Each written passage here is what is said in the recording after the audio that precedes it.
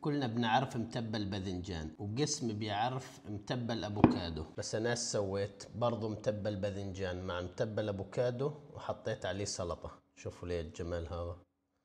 ودنا حبة باذنجان بنسوي فيها خط بالشكل هذا وبندخلها على الفرن. 3 حبات افوكادو صغار،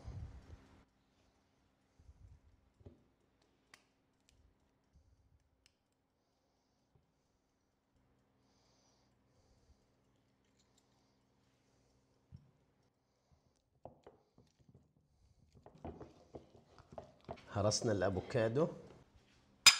ودنا عصير حبتين ليمون. بسم الله. بشوف الليمون هذا ميت كثير فوحدة بتكفي.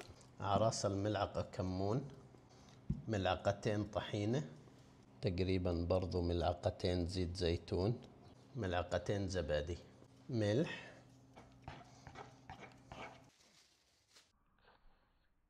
ودنا نص راس بصل أحمر،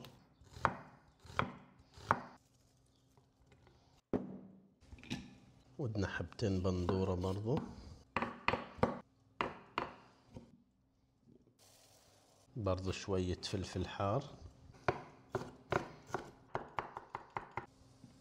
زيت زيتون وملح. بسم الله. وبنخلط الباذنجان نفسه.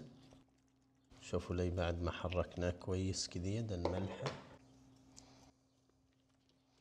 الآن بننزل في متبل الأفوكادو، بصير عندنا متبل باذنجان ومتبل أفوكادو، نحركن في بعض.